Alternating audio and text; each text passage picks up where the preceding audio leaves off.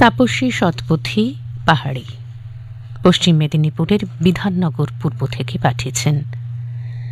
লিখছেন, প্রাণী সুজন প্রাত্যহিকে তুমি আবার নতুন করে সেই ঘটনা মনে করালে যা আমাকে প্রতি মুহূর্তে শিক্ষা দিয়ে যায় কিভাবে সঠিকভাবে নিজেকে গড়ে তুলতে হয়, কিভাবে প্রদীপ জ্বালানোর আগে সলতেকে ভালো করে পাকাতে হয়।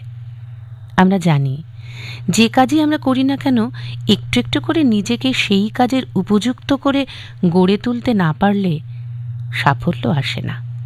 আর অকৃতকার্য হলেই অনেকে বলে থাকেন গোড়ায় গলদ ছিল, কিংবা বলেন যা শুরু ভালো তার শেষ ভালো। অর্থাৎ এক কথায় বলতে গেলে গোড়াকে মজবুত করতেই হয়। তাই লক্ষ্য পূরণের আগে সলতে পাকানোর কাজটি যেন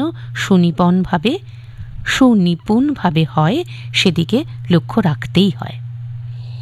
কঠোর প্রতিজ্ঞা, কঠিন পরিশ্রম, উপস্থিত বিচক্ষণতা নিয়ে যদি সলতেটা সঠিকভাবে পাকানো হয় তাহলে তাতে উজ্জ্বল আলো বিচ্ছুরিত হবেই। আর এই সত্যটা আমি উপলব্ধি করেছি সুমন্তদাকে দেখেই। সুমন্তদাকে দেখেছি কয়েকটা বেলুন নিয়ে মেলায় ফেরি করতে।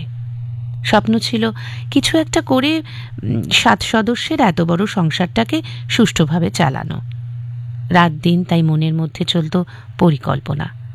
আর সেই পরিকল্পনা অনুযায়ী মেলায় ফেরি করা জমানো টাকা দিয়ে একটা ছোট্ট দোকান খুলল সুমন্তদা। বেশ খদ্দেরও হতে লাগলো। একদিন সুমন্তদা ভাবল যদি খাবারের দোকান একটা করা যায়। যেমন ভাবনা তেমনি কাজ। বাস স্ট্যান্ডে একটা খাবারের স্টল দিল। তেলে ভাজা, চা, বিস্কুট বেশ চাহিদা ছিল।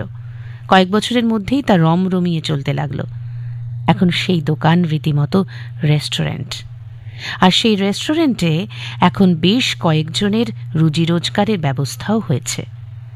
সেদিন সুমন্তদার এই পরিকল্পনা, এই পরিশ্রম, এই সলতে পাকানোর কাজটি ধৈর্য সহকারে করাতে পেরেছিল বলেই না আজ এতগুলো সংসারে সুখের আলো ছড়িয়ে পড়ছে। সুমন্তদার এই প্রচেষ্টা আমাদেরকেও অনুপ্রাণিত করে